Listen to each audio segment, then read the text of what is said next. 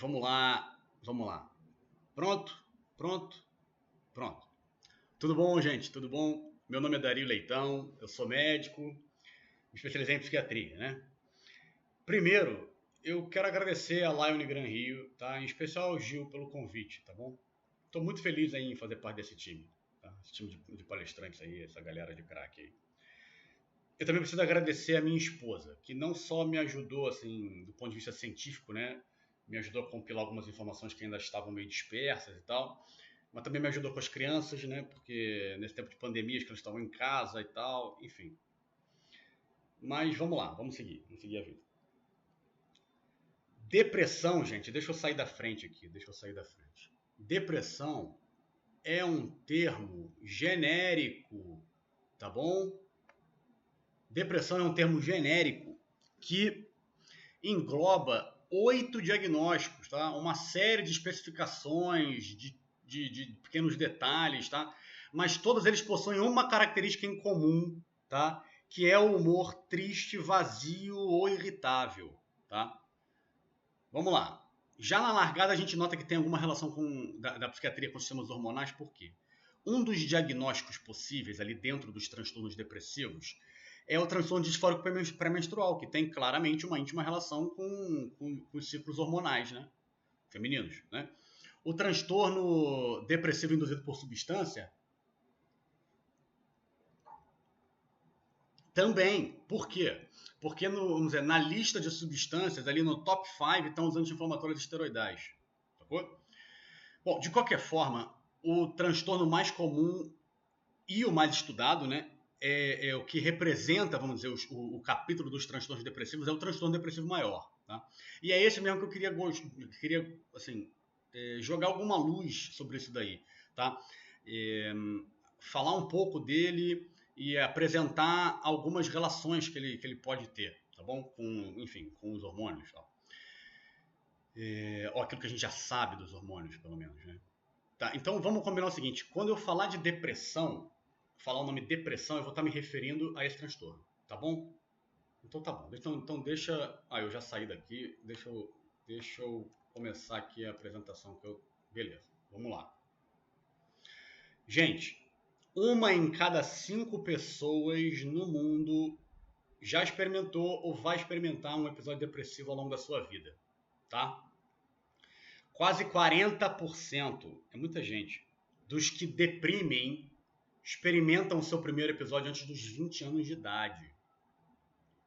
Tem aí escrito aqui, a OMS classificou a depressão maior como a terceira causa de doença mais incidente no mundo.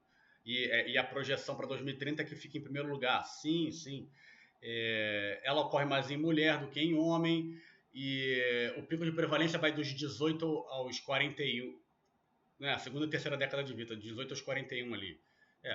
Tem um outro pico mais tarde, entre os 45 e 55 anos, mais ou menos. Mas esse é o primeiro pico, né? De prevalência mundial que eu estou falando. Tá?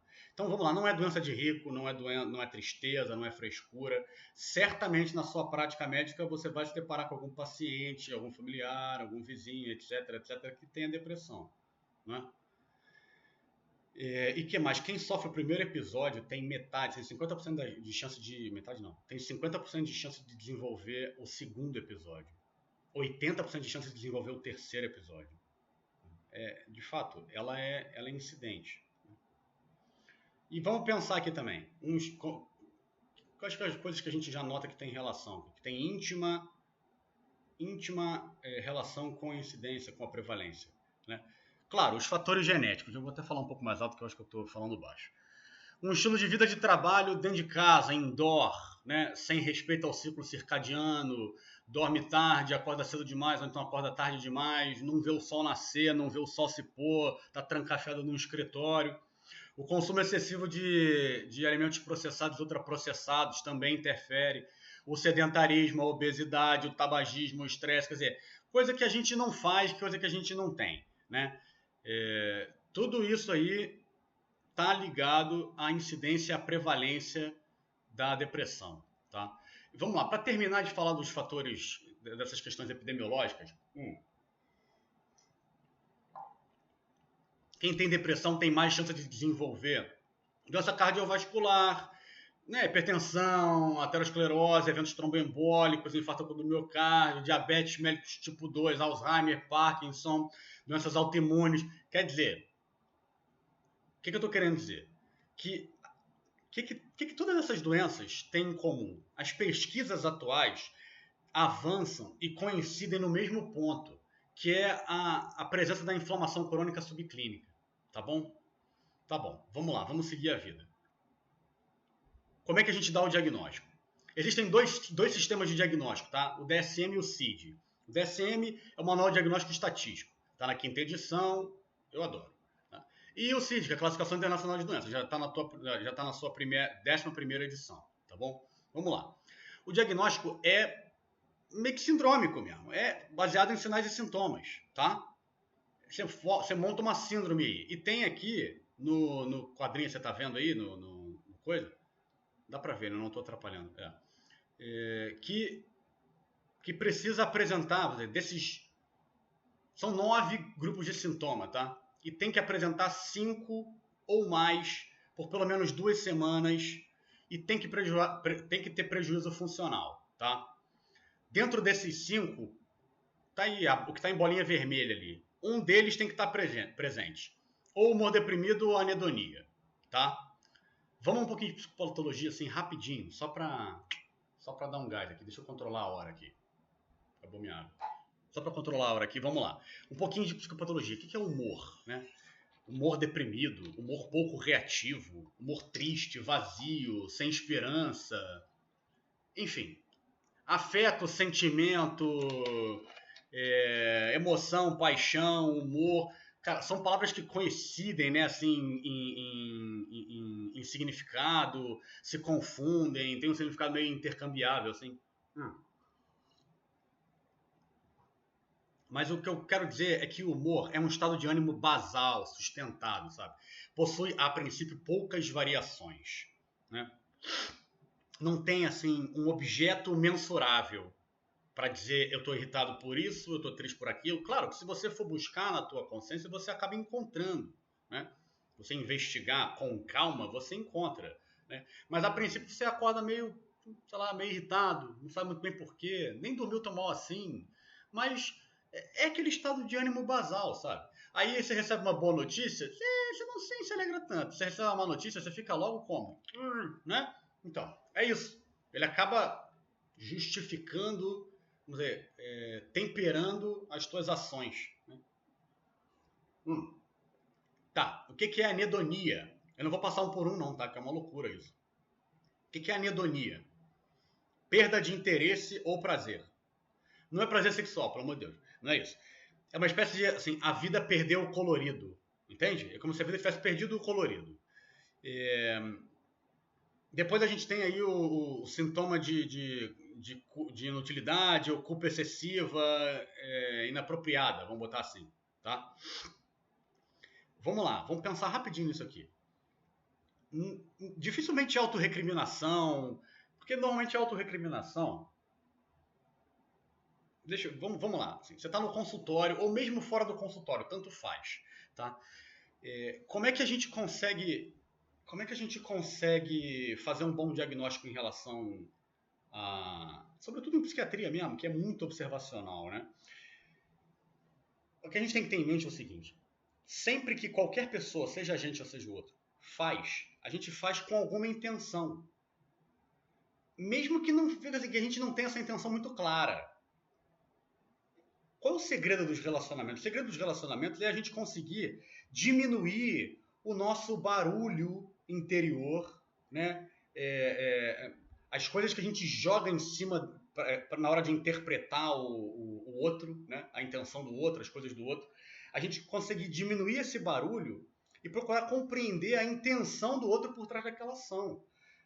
Vamos dizer, a brincadeira mora aí, entende? Não só no consultório, mas na vida, né? No relacionamento com a tua esposa, enfim, com o teu marido, com seu namorado, com seus amigos, com seus pais. Você começa a ter um olhar até um pouco mais benevolente mesmo, né? Então, assim, só um exemplo rapidinho. Quando a pessoa se lamenta na tua frente, normalmente ela quer ela tem uma intenção de receber um afago, de receber um afeto, uma piedade, assim, quer que você valorize, dê um tapinha nas costas, né? Veja bem, sim, tem um elemento de sentimento de culpa aí, claro que tem. Mas você percebe que tem também na consciência dessa pessoa que está aí se lamuriando e tal, um lugar assim, é possível obter a isenção desta culpa. Por isso que ela chora, vamos botar assim, sabe? Tem uma saída para isso. Né? É sentimento de culpa, mas tem um grau específico de gravidade. Agora, vamos pensar numa outra situação. Aquela pessoa que te relata, às vezes a gente tem isso também, como se a gente estivesse se sentindo meio preso. Te relata que tem que fazer alguma coisa, que precisa fazer alguma coisa. Mas como assim eu não consigo, sei lá, sentar e estudar? Sabe? Pô, mas é tão fácil, é só sentar na cadeira e estudar. A pessoa, ela não vem se queixando que ela fez uma coisa errada e tal, não sei o quê, que ela se sente culpada assim ou assado. Não, não, não, não. Ela se queixa de uma certa incapacidade. Você entende que aí ela se encontra um pouco sem saída. Ela tem uma demanda que ela não consegue responder. Isso, inclusive, tem a ver com o estresse, que a gente vai falar. Eu vou falar um pouquinho depois disso aí também. Né? Ela tem uma responsabilidade, mas tem um sentimento de culpa porque ela não consegue fazer aquilo. E esse sentimento de culpa ele é muito mais enraizado, mais rígido, né? Pouco refletido, né? E por isso mesmo também mais grave, tá bom? Enfim, mas chega de psicopatologia, né? Essa é uma aula, né? Essa explanação aqui vai durar 100 horas, né? E psicopatologia não tem fim. Né? Vamos ver, o que mais está presente então? Ideação suicida. Pode ter plano, ou pode ter tentativa, né? Claro, vai ficando mais grave, né? Cansaço, perda de energia, alteração do sono, do apetite ou do peso, né? A gente às vezes fica meio em dúvida, assim, enquanto, claro, a pessoa não pode estar fazendo dieta, né? Eu emagreci 10 quilos. Então, isso não dá para ser um critério diagnóstico. Mas sem dieta, tendo emagrecido ou engordado algo em torno de 5% do peso, é um sinal, tá bom? Alteração do sono já falei. Diminuição da capacidade cognitiva, tá? Capacidade de pensar, de se concentrar, de tomar decisões, tá? Agitação ou retardo psicomotor, né? Isso está presente também. Agora, repara aqui comigo. Olha, a depressão ela pode apresentar fenótipos completamente diferentes. Veja só. Pega aqui mesmo, só lê o negócio que está aqui, ó. Tá aqui, ó. Pega aqui, lê aqui o negócio que está aqui. Pessoa com humor deprimido, hipersonia, perda do apetite, perda cognitiva, retardo psicomotor. Tem o diagnóstico de depressão. É o mesmo diagnóstico para quem tem anedonia, insônia, aumento do apetite, ideação suicida e agitação psicomotora. Mas, porra, cara, você entende que os fenótipos são muito diferentes? Quer dizer, tem alguma coisa por trás aí que não está batendo, sabe? Outra coisa, né? Por trás mesmo, como é que coincide numa mesma causa humor deprimido e aqui, ganho de peso, perda de prazer e perda cognitiva?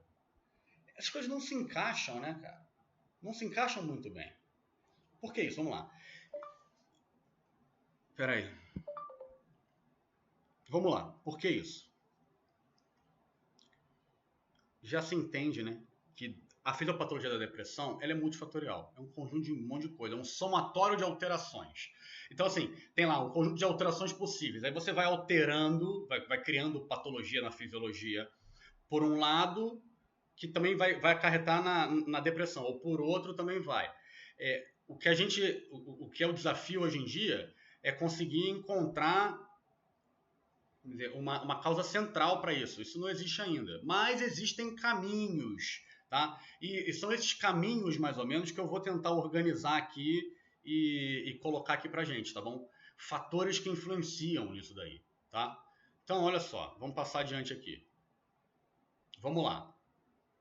Bonitinha essa figura aqui. Bonitinha. Perdão. Ó, fatores genéticos ambientais, epigenética, né, o meio ambiente,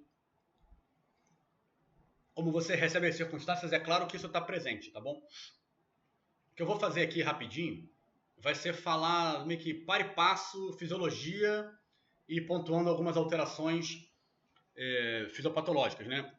Sejam já certezas, hipóteses ou presunções, enfim, tá? Então vamos lá, vamos no básico, Um neurônio se conecta com outro neurônio através de uma sinapse. Tá aí a sinapse na fotinho, tá aqui, tá? Que bonitinho. Tá. Vamos lá. Me perdi. Lembrei. O neurônio se conecta com outro através de uma sinapse, tá? Um estímulo, vamos lá, um estímulo elétrico, despolariza os canais iônicos e tal, a transmissão elétrica corre pelo axônio, chega no limite, ocorre uma conversão para transmissão química, passa adiante o estímulo e assim vida que segue, né? Tá bom. Essa conversão, essa neurotransmissão química ocorre num lugar chamado fenda sináptica, que é isso aí que está aí aparecendo aí, né? Tá bom. Simplificando, o neurônio pré-sináptico dispara contra o neurônio pós-sináptico os neurotransmissores, tá? Tá aí a serotonina, e tem a bombinha de recaptação da serotonina, eu vou falar dessas coisas. Quais são os neurotransmissores que eu vou mais falar aqui?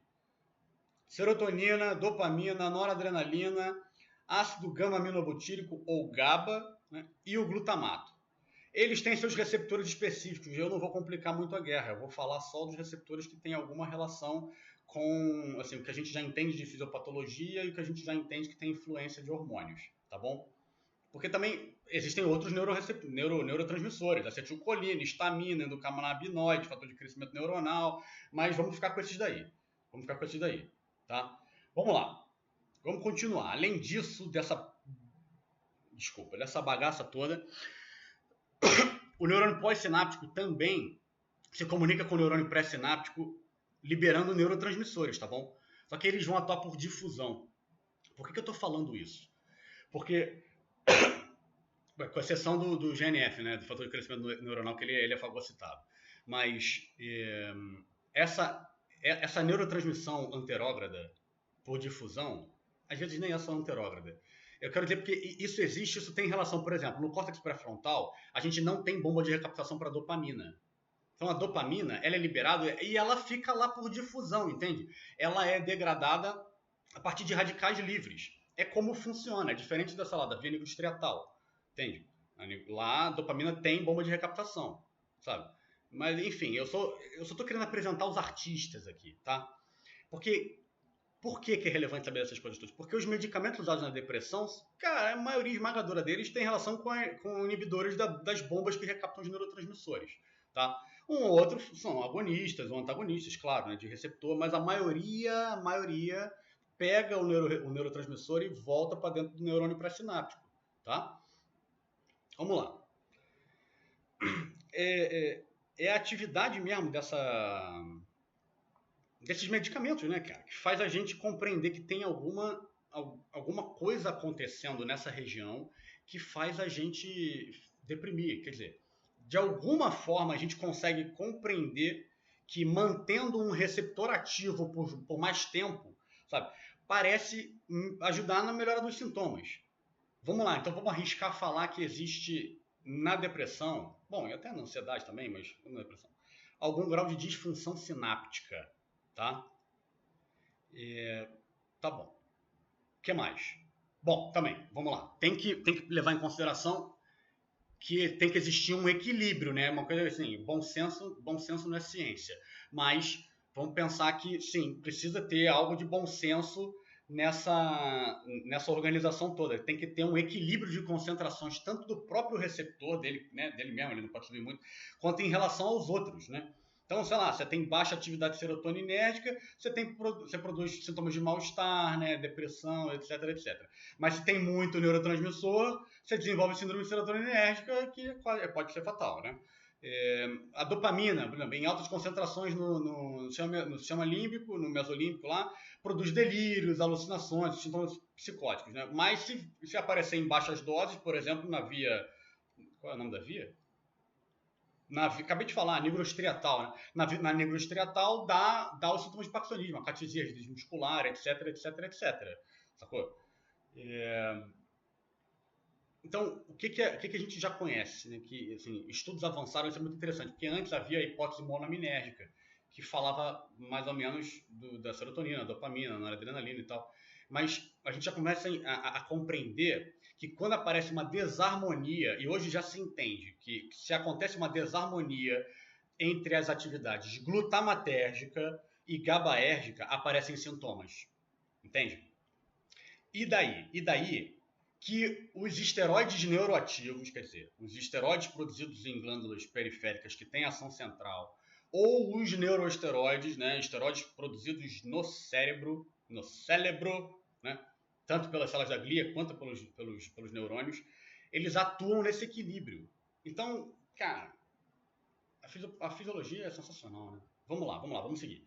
Então tá, então vamos só resumir aqui rapidinho. O glutamato promove a ativação neuronal. Neuroplasticidade, estímulo, mas se ele em excesso faz neurotoxicidade, tá? Por quê? Porque ele joga cálcio para dentro da célula. Quando abre o receptor. Eu vou falar muito do receptor NMDA, não vou falar do AMPA, do kainato, não vou falar do hemiglu, eu vou falar só do NMDA, N-metildiaspartato, que é o receptor que a gente já tem mais segurança em dizer que os hormônios têm atuação. Tá? Mas enfim, vamos lá. O que eu estava falando? Neuroplasticidade, estímulo do glutamato. Isso, estava falando do glutamato, perdão, desculpa. Estava falando do glutamato. O glutamato promove ativação neuronal, etc, etc. E o GABA promove sedação, relaxamento muscular e tal. É onde atuam os benzodiazepínicos, é onde atua o álcool. Não só lá, mas lá também. Né? Atividade anticonvulsiva. Né? Por quê? Porque quando abre os canais de GABA, entra íons cloreto, né? Que é despolar, né? Que enfim, dificulta a despolarização. Né? Beleza. Então tá entendido que os sintomas depressivos têm relação com neurotransmissão química. Tá? Agora, também tem relação com neurotoxicidade, né? Essa coisa da neurotoxicidade, neuroproteção, neuroplasticidade. E vamos falar um pouquinho, então, dos fatores, dos sistemas que influenciam na neuroproteção, na neuroplasticidade, etc, etc. Tá bom? Vamos começar com um elemento prosaico nas nossas vidas, que é o estresse. Tá bom? O que é o estresse? Quando você está diante de um leão. Quantos de nós experimentaram ou experimentarão este exemplo ao longo da vida? Enfim, tomara que ninguém, né? Mas de qualquer forma, qualquer circunstância de inadequação, gente, seja dor, constrangimento, sono numa hora que é para acordar. É por isso que quando o cortisol sobe de manhã. Porque, claro, né? Tem menos consciência naquilo ali, mas muitos dos sintomas de inadequação também não estão muito conscientes. Tá? Mas o fato é que você está dormindo e é para você acordar. Então você está numa situação inadequada. Aí o que acontece? Sobe o cortisol, pum, você acorda. Né? Qualquer sintoma de inadequação vai fazer vai promover a ativação do eixo HPA, né? E vocês que são mestres nisso daí, eu estou aqui de orelhada em relação a isso, né? Vou ficar ensinando o padre a rezar nisso. Qualquer situação de inadequação eleva os níveis de cortisol. Por quê? Ele mobiliza o corpo lá com as alterações específicas para fazer com que a gente se adeque à circunstância. Né? Agora vamos complicar um pouco a história. Então, o estresse agudo ele é benéfico. Evita que a gente morra. E quando a gente não consegue se adequar à circunstância? Dá um exemplo. Você é preso injustamente. Aí você fica lá na prisão remoendo e você não consegue aceitar que, sei lá, enfim, o sistema judiciário ele não é sempre justo e, enfim, é isso, sabe? E pode acontecer com qualquer um, aconteceu com você e tal, é uma pena. Vamos lá, vamos pensar num exemplo um pouco mais dentro da nossa realidade mesmo. Não, tá todo mundo sujeito a ser preso, mas enfim. Você se sente cobrado constantemente no trabalho e não consegue obter aqueles pequenos êxitos que vão te colocando num lugar de satisfação. É como se você faz um negócio e você está olhando para aquilo que não foi feito. Você está sempre olhando para a tua inadequação. Você não experimenta pequenas vitórias com pequenos prazos, etc, etc, etc. sacou? O que você, assim, está sujeito ao seguinte: se você não consegue desenvolver uma ferramenta chamada resiliência, você fica sujeito ao estresse crônico. É o estresse crônico. E o que o estresse crônico faz? Está escrito aí. Tá escrito aqui. Bom, primeiro, ele mantém o eixo HPA ativo, né? Mantém o eixo HPA ativo. Promove down regulation dos receptores de glicocorticoides nas células do hipocampo. Tá? Existe presença de atrofia hipocampal e muitas vezes também do córtex pré-frontal e elevação dos níveis de cortisol em pacientes com depressão. Tá? Então, entende-se que essa atrofia hipocampal tem relação com o eixo HPA e é uma relação bidirecional. Tá?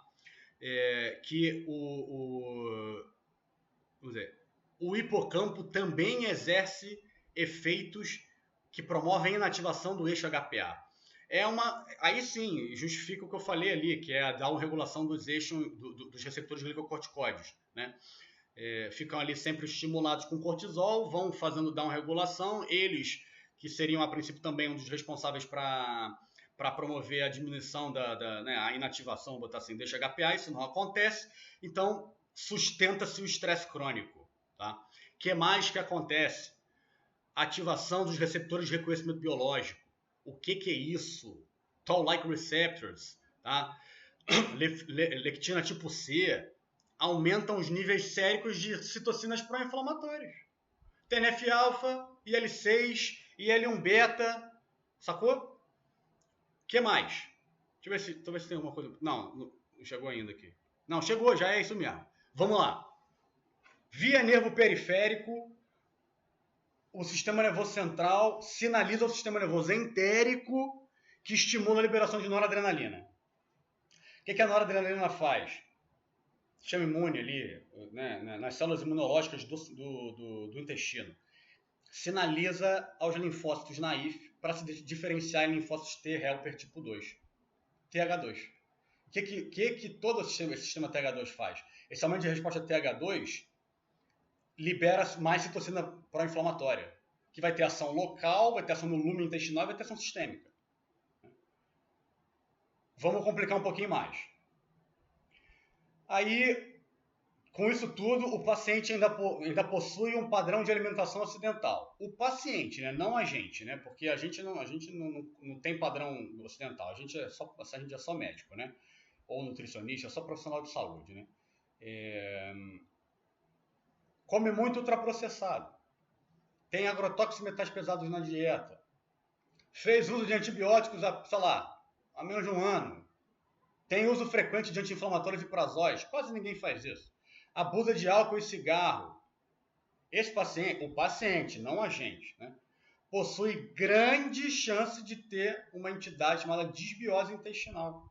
O que é disbiose intestinal? É um desequilíbrio na flora intestinal. De que forma? Predomina micro-organismos patogênicos. Bactérias gram-negativas. Bactérias gram-negativas, vamos pensar assim. Tá? E o que isso faz? O que a disbiose faz? Ela aumenta a permeabilidade intestinal. Tá? O aumento da permeabilidade intestinal para a corrente sanguínea permite a liberação de lipopolissacarídeos, né? LPS. Tem aqui, está escrito aí, lipopolissacarídeos. Pô. O que é isso? É pedaço de bactéria, pedaço de membrana de bactéria. Tá? São os famosos PAMPs, né? Padrões moleculares associados a patógenos. Né? Eles ficam circulantes, aumentam a inflamação. Né? Aumenta a incidência de doença autoimune, enfim. Isso aí eu não vou complicar essa guerra ainda não. Tá? Vou complicar de outra forma. E já existe na literatura informação que estabelece uma relação entre a hiperpermeabilidade intestinal com o aumento da permeabilidade da barreira hematoencefálica. Então tá. O que mais? Aqui, a relação do ácido quironêmico e quinolínico. O ambiente pró-inflamatório intestinal aumenta a atividade de duas enzimas, que é a indolamina 2,3-deoxigenase e a querunenina 2,3-deoxigenase. É a IDO e a KMO. Tá? O que elas fazem? elas usam o triptofano como um substrato para a produção desses dois ácidos aí, quironêmico e quinolínico, tá? O ácido quinolínico, ele se liga aos receptores NMDA do cérebro, aumenta a atividade glutamatérgica, tá? Então, você vai pensando assim, começa um desequilíbrio da atividade glutamatérgica em relação à atividade GABAérgica, porque você tem um aumento grande de ácido quinolínico, tá? Isso parece bobeira, mas não é. Sabe por quê? Além disso, o triptofano, ele é substrato para a formação de serotonina e melatonina.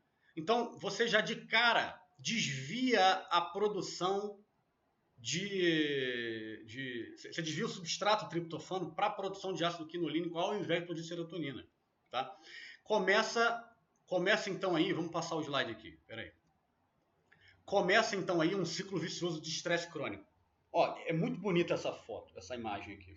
Essa imagem aqui, ela é muito bonita.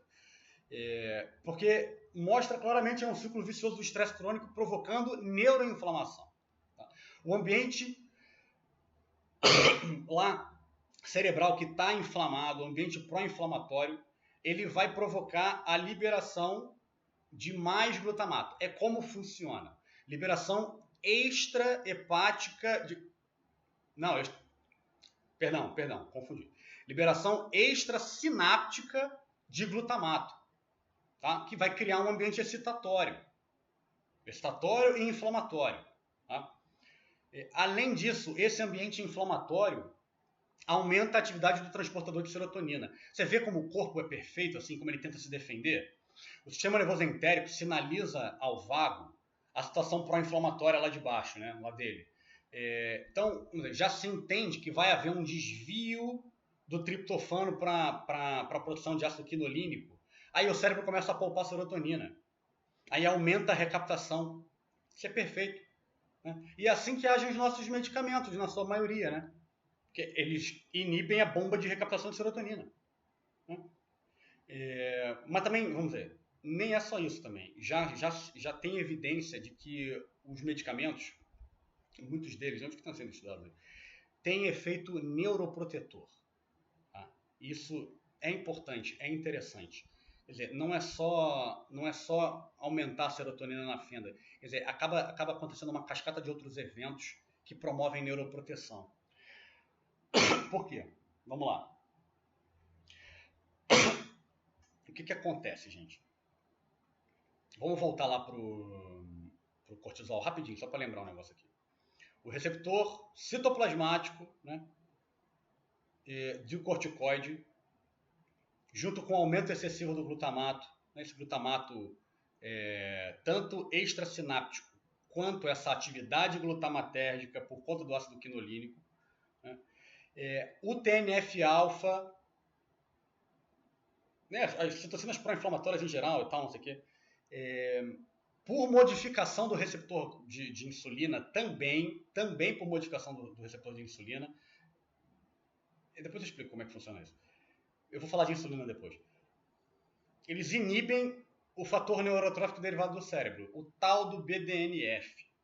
E com isso, tudo bem que o que o corticoide faz, ele inibe diretamente a ação da mTOR, que é um quinto mensageiro, é um fator de transcrição. É um fator de transcrição neuronal.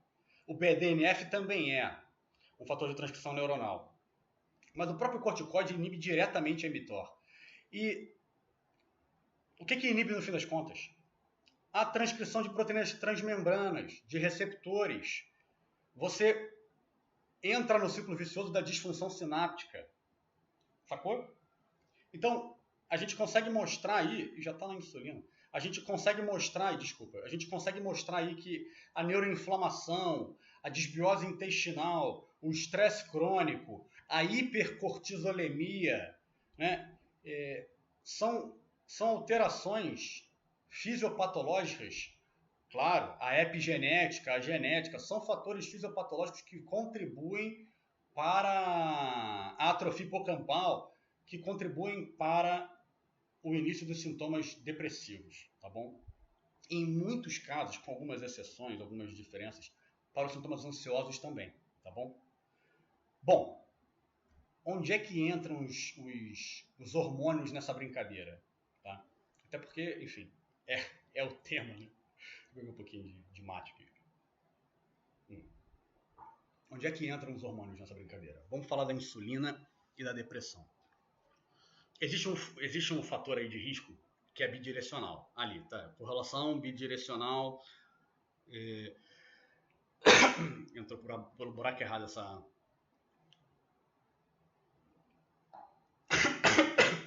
Desculpa.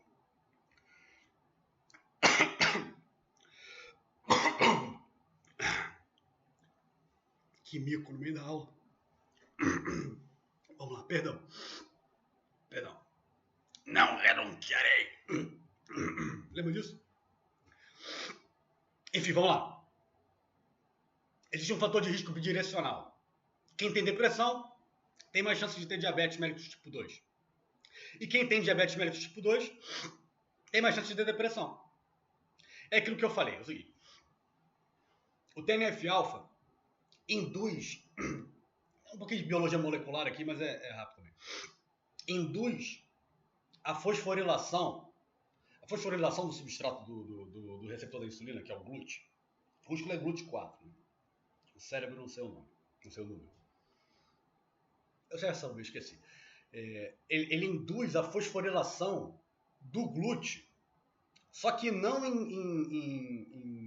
em tirosina. Que é assim... Lembra da cascata de transdução de sinais? Então, você tem lá o neurotransmissor, se liga ao receptor, se liga ao segundo mensageiro, e o segundo mensageiro fosforila, né? E tem o terceiro, o quarto, às vezes o quinto e o sexto mensageiro também. O segundo mensageiro, na cascata de transdução de sinais da insulina, é o IRS1. O IRS1 está praticamente colado já ali no GLUT. E ele tem, vamos dizer, uns 3 bracinhos assim, que tem relação com serina, treonina e tirosina. O que o TNF-alfa faz? Ele induz a fosforilação nos resíduos de serina e treonina. Só que era para fosforilar no tirosina, entendeu? Para poder ter ação insulinérgica lá. Insulinérgica, não sei nem se esse termo existe. O fato é que não acontece. A cascata de transdução de sinal, que é aquela cascata do GLUT, RS1, P3 quinase, AKT, mTOR, não ocorre. Então, no fim das contas, a resistência à insulina também inibe mTOR, também inibe transcrição de proteínas, também favorece disfunção sináptica. Entende? Vamos lá. Testosterona e depressão. Tá. Aparentemente dá para entender já que testosterona, no controle do estresse aí, ela inibe a síntese de vasopressina no hipotálamo. Então, os níveis séricos de ACTH e, consequentemente, de cortisol, eles são melhor controlados na presença de testosterona. Vamos dizer, é mais uma modulação. Com isso, controla melhor o estresse. Tá? Isso já, assim, a gente sabe que não é só em homem também, né? A testosterona, de fato, reduz a ansiedade em ambos os sexos. Tá? Por outro lado, também parece que a testosterona, as grandes ações da testosterona, no que diz respeito à depressão e tal, são mais ligadas aos seus subprodutos, né? Que é a dihidrotestosterona, que é o DHT, o 3-alfa-androstanediol e o estradiol, né? Pela P450 aromatase, pela 5-alfa-redutase, isso aí, de novo, isso aí é vocês que são mestres nisso daí, né? Mas parece que está mais ligado, né? As ações da testosterona estão mais ligadas a esses produtos, tá? Outra coisa que a gente sabe que é a ativação do receptor estrogênio beta, ou R-beta, tanto pelo estradiol quanto pelo 3-alfa-androstenediol, tem um fator preditivo positivo em relação à formação e à manutenção, preservação da memória, tá? A gente sabe um pouco isso é uma coisa até interessante mesmo. Aquelas terapias com pacientes com câncer de próstata que faz terapia para diminuir a testosterona, né? tem como efeito colateral a diminuição da memória, mas quando tratados com estradiol adjuvante, não tem esse prejuízo de memória. Interessante, né? E tudo bem que eu estou falando de estradiol, não de testosterona, mas aqui, enfim, é subproduto, é mais ou menos a mesma coisa. Eu vou falar do estradiol mais um pouquinho à frente. Outra coisa também, isso é interessante, isso é muito interessante, terapia de reposição hormonal em homens com, esse é o estudo, tá? Depressão, queda da libido e baixos níveis séricos de testosterona, tratamento, terapia de reposição hormonal com esses sintomas todos, se mostrou tão eficaz quanto o uso de inibidor seletivo da recaptação de serotonina para remissão dos sintomas de depressão, tá bom? Então, interessante isso, né? Mas é que aí, claro, tem que ser feito de forma muito ponderada, porque senão você vai desarmonizar todo o teu eixo hormonal, né? Por isso que também isso fica muito restrito, assim. Não é que, porra, a FDA não libera assim de uma hora para outra essas coisas, né? Tá bom? Vamos lá. Hormônios tireoidianos e depressão. Tá bom. Bom, tudo bem. Os hormônios tireoidianos regulam a sua arquitetura neuronal, né? O crescimento neuronal, né? Fala de neurogênese também, sinaptogênese e tal. Perdão. Né? E claro, os receptores dele se encontram distribuídos em tudo que é lugar, óbvio, né? Porque precisa ter. A gente precisa de energia, né? Para funcionar. Tá bom. O que a gente sabe mais ou menos aí também? Que embora os deprimidos tenham os níveis circulantes dos hormônios, né? T3, T4, TSH normais a princípio, já existe evidência em literatura que existe uma atividade realmente alterada do eixo da tireoide lá, em alguns casos da depressão, né? O que é isso, meu? Estresse, aumenta o cortisol, aumenta o TRH, o TSH, aumento de produção de T4, só que existe um prejuízo, existe um prejuízo da conversão de T4 em T3 no cérebro, porque existe a inibição de uma enzima, que é a deiodinase, na verdade, deiodinase tipo 2, tá? Enfim, também pode haver uma diminuição do transportador do T4 pela barreira hematoencefálica. De qualquer anyway, né? Outra coisa que a gente sabe que existem presentes em 15%, são 15% dos casos de depressão tem presente níveis elevados de anticorpos antitireoidianos, tá?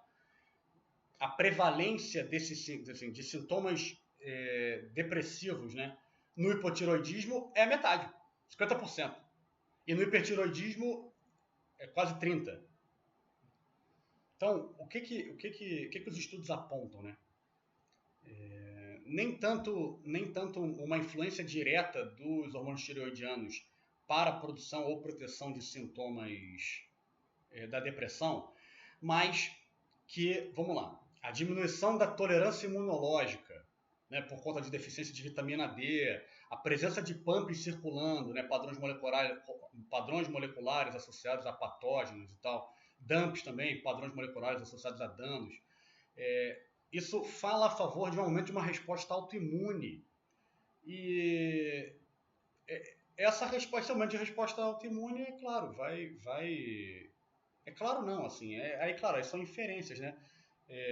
Aumento da atividade autoimune, aumento das doenças autoimunes. Enfim, vamos seguir, que também está demorando muito já, eu estou me alongando muito nessa história aqui. Vamos seguir. Vamos lá. Pregnenolona e depressão. O que a gente tem? Bom, eu já falei antes, né? O cérebro é capaz de sintetizar hormônios e esteroides a partir do colesterol. Essa figurinha é bonitinha. Essa figurinha eu tirei do livro do Dr. Arthur Lemos, que eu vou até deixar aqui meu agradecimento aqui, pessoal a ele. Enfim. De qualquer forma, vamos lá. O cérebro ele é capaz de sintetizar hormônios esteroidais, tá bom? A partir do colesterol. E como é que é? O colesterol é clivado em pregnenolona e a pregnenolona tem 3 caminhos. Vai vendo aí. Ganhar um sulfato, virar sulfato de pregnenolona, seguindo o caminho do DEA, né, do dihidroepiandrosterona, que depois vai seguir no caminho da testosterona do estradiol, ou então ali, produzir alopregnanolona a partir da progesterona. Tá tudo aí. Tá tudo aí. A gente vê na figura... Aí, olha que interessante. A gente vê nessa figura, de fato, a harmonia e os efeitos nesse equilíbrio que eu falei anteriormente do GABA e do glutamato. Né? Pega aí. O sulfato de pregnenolona, o DEA e o sulfato do DEA, eles fazem ativação do receptor N-metildiaspartato, né, o NMDA. Então, plasticidade, estímulo,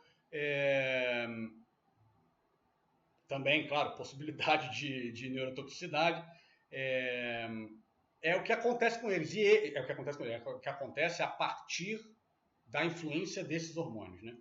E também inibem o GABA, tá? Não permitindo esses efeitos aí, que estão aí citados aí, sedação, relaxamento e tal.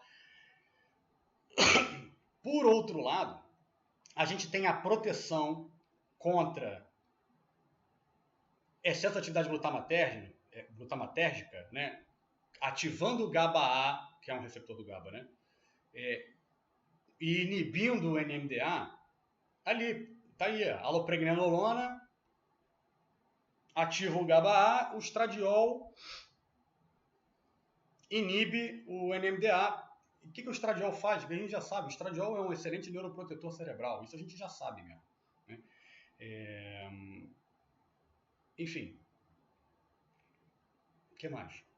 Vamos lembrar uma outra coisa aqui. A vitamina D, ela possui um papel importante na regulação do cálcio, né? A gente sabe disso, cálcio intracelular. Então, a vitamina D também funciona como um modulador de excitabilidade. Tá? Não só esses hormônios aí que estão presentes. Né? Vamos ver se tem mais coisa aqui. Vou passar. Ih, não, acabou não. Não, peraí, então vamos falar mais um pouquinho. Tem tempo ainda aqui. Vamos conversar, vamos trocar mais ideia. Peraí. Vamos lá. O que mais a gente já sabe? Pufas, tá? Pufas. O estradiol aumenta a síntese de ácidos graxos poliinsaturados. Não é vero? E o que essas pufas são? Elas são componentes de membrana neuronal. É por isso que se fala tanto no ômega 3, né? Ômega 3, aí você toma um negócio e fica com gosto de óleo de peixe pro resto do dia. Claro, se você comprar um mais caro ou outro, você acaba não tendo esse gosto aí. Mas, por quê? Porque o EPA e o DHA, que são as pufas presentes no ômega 3, né? Eles são, enfim, oh meu Deus, eu tô me enrolando todo. Eles são componentes da membrana neuronal, pô. É só isso, é simples assim. E o que o estradiol faz? Ele aumenta a síntese deles a partir do ácido. Ele toma como substrato o ácido linoleico, né? Então tá, é isso. A progesterona acaba funcionando como um fator de proteção, evitando vamos dizer, a desintegração das pufas. Mas o estradiol funciona como um estimulante da produção das pufas. Né? Tá bom. Por que isso é interessante? E o que já se sabe? Já se sabe que existe uma desregulação das pufas em pacientes com esquizofrenia. Isso é interessante, né? Bom, enfim. Vamos lá, para terminar, chega também. O que mais que falta? Eu acho que é isso. Lembrei tem dois estudos que eu achei interessantes. Um estudo que mostrou o seguinte: níveis séricos de alopregnanolona no sangue e no líquido cefalorraquidiano estão diminuídos em pacientes com depressão, transtorno disfórico pré-menstrual, sintomas negativos da esquizofrenia e não me lembro mais, mas é isso aí. Isso aí já é informação boa, né? E tem outro estudo feito com adolescentes de 11 a 13 anos, com tricotilomania. Quem não sabe o que é tricotilomania? É aquele hábito de arrancar cabelos, tá? Isso pode ser mais ou menos grave, tem relação com outros sintomas também, relacionados à obsessão e ansiedade e tal, não sei o quê. Mas o fato é que o estudo revelou o seguinte: quanto menor os níveis séricos de progesterona no sangue, não tinha no líquor, não era no líquido, não, era no sangue mesmo. Quanto menor os níveis séricos de progesterona no sangue, maior a gravidade do transtorno. Cara, E, para terminar, no ano passado, a FDA, né, a Food and Drug Administration, não sei, né, a FDA, a Anvisa americana, autorizou um medicamento que possui alopregnanolona em sua composição para o tratamento da depressão pós-parto. Então, pronto, já está mais que sacramentado o papel dos hormônios nos sintomas depressivos. Tá bom? Bom, eu acho que é isso. Era isso que eu queria falar. E pronto. Gente, fiquem com Deus. Um grande abraço. Um beijo. A gente se vê lá na live para tirar dúvida, trocar ideia, tá bom? Tchau, tchau. Tchau, tchau. Deixa eu parar aqui. Tchau!